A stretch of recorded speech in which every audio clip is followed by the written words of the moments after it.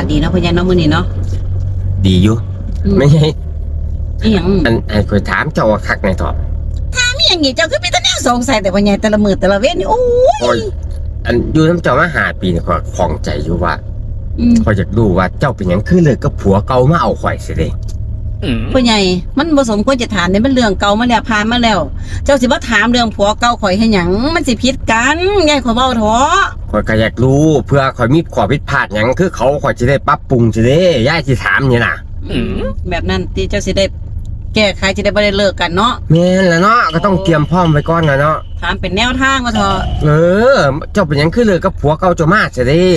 ข่อยบ่อยากสิเว้าเลยพ่อใหญ่เอ้ยข่อยบ่ได้อยากเลิกกับเราเลยข่อยก็ยังฮักเราอยู่ในพ่อใหญ่ไง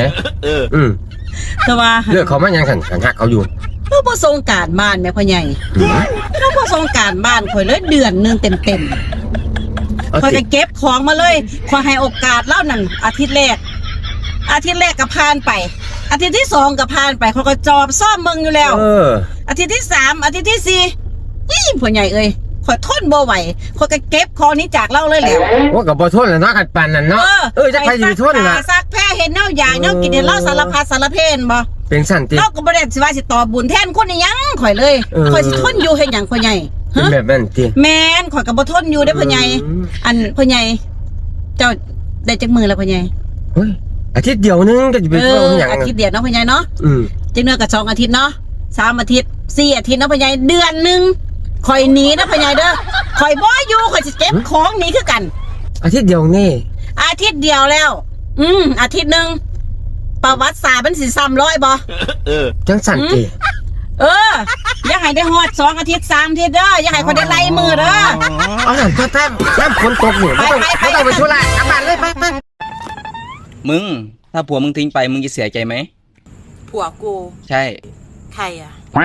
ก็ผัวมึงไงถ้ามันทิ้งมึงไปมึงจะเสียใจไหมผัวกูแล้วผัวกูคนไหนอ่ะมึงก็บอกชื่อมาสิว่ามันชื่ออะไรถ้ามึงไม่บอกชื่อกูจะรู้ได้ไงว่าผัวคนไหนกูลืมไป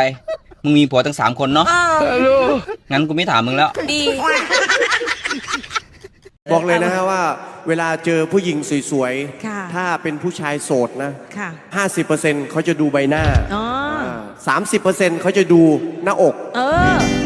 อีก20%เขาจะดูตูดส่วนผู้ชายที่มีเมียแล้วดูอะไรคะดูซ้ายดูขวาเมียอยู่หรือเปล่าวะเกิดมาไม่เคยทำดีเลยทำดีอยู่แค่อย่างเดียวคืออะไรนะพาผู้ชายขึ้นสวรรค์ค่ะขอแค่